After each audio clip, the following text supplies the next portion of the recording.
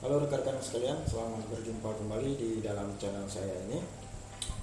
Semoga teman-teman sekalian dalam keadaan sehat walafiat. Nah, pada kesempatan kali ini, pada video kali ini, melanjutkan video yang sebelumnya tentang bagaimana cara menghitung biaya dan material yang habis digunakan pada suatu pembangunan rumah atau suatu pembangunan bangunan. Nah, selebih daripada menghitung biaya dan material yang habis yang digunakan pada saat membangun rumah, kita juga bisa menentukan dan memprediksi berapa durasi ataupun waktu yang dibutuhkan yang ideal dalam membangun rumah tersebut. Nah, itu adalah salah satu juga hitungan yang dilakukan oleh seorang teknik ataupun seorang teknik sipil. Nah, misalnya begini, kita ingin membangun rumah, katakanlah dengan tipikal tipe bangunan adalah 36 ataupun 45. Nah, kita bisa menentukan durasi lamanya pekerjaan tersebut dilaksanakan. Dengan asumsi teknis dan pendekatan teknis serta analisa teknis, kita akan mendapatkan waktu yang ideal untuk membangun rumah tersebut.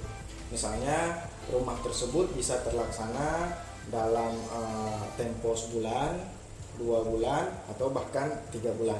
Nah, kita bisa menentukan durasi tersebut, dan kebiasaan dengan tipe rumah bangunannya adalah tipe 36 ataupun tipe 45 yang biasa saya hitung, yang biasa kami hitung, biasanya itu hanya membutuhkan durasi dengan pencapaian maksimalnya cuma sebulan.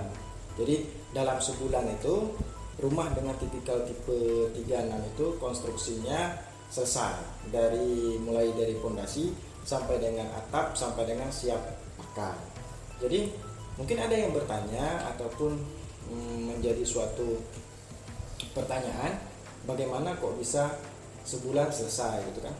Jadi sebenarnya kunci daripada pembangunan itu bisa terlaksana sesuai dengan waktu proporsi yang ideal adalah di kapasitas produksi si pelaksananya ataupun kapasitas produksi si pekerja ataupun si tukangnya.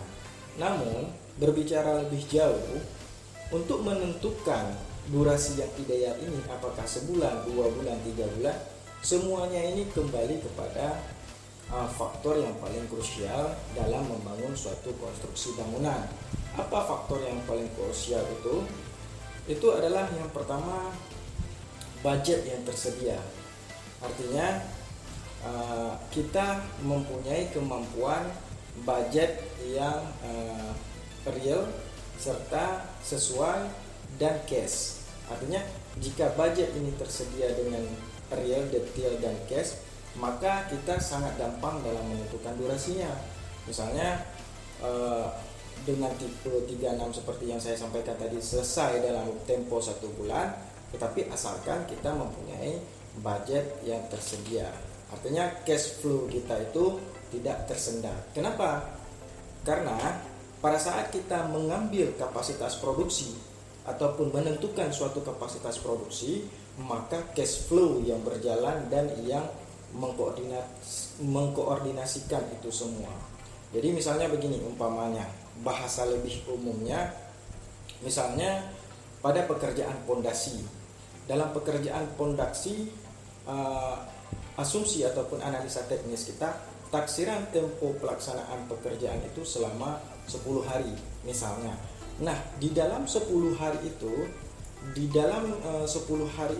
maka kita bagi ke dalam per hari. Jadi misalnya kita punya pondasi itu pekerjaannya adalah 10 kubik. Jadi dengan asumsi kita 10 hari pekerjaan, otomatis dalam sehari itu 1 kubik berjalan pekerjaan. Dalam 1 kubik itu adalah 5 orang ataupun 5 tukang yang bekerja. Nah, jika kita ingin memangkas waktunya lebih lagi, berarti bisa menjadi 5 hari.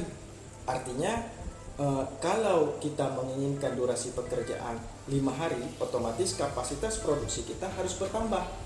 Misalnya dalam sehari 1 kubik dengan orang pekerjanya adalah 5 orang, Jika kita menginginkan 5 hari, berarti dalam 1 hari ada kapasitas produksi 2 kubik.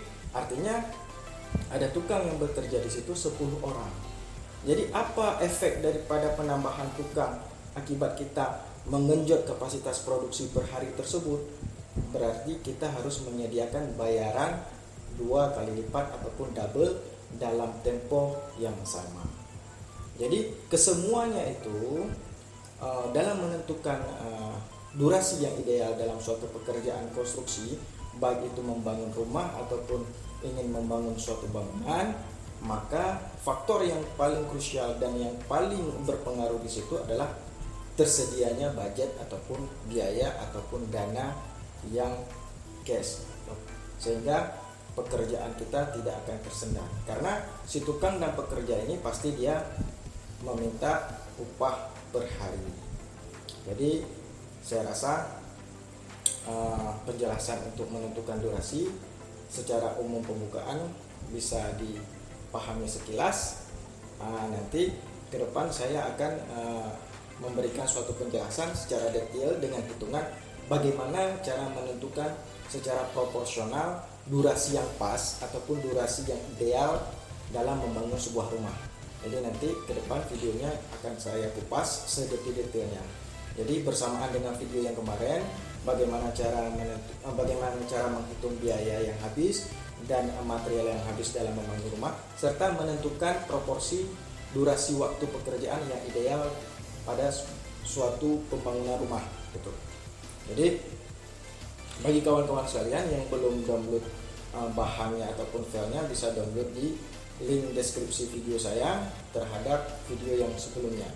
Jadi jika memang ini bermanfaat bagi teman-teman sekalian, silahkan di subscribe dan di share, silahkan. Jadi semoga ilmu ini berkah untuk kita semua. Terima kasih.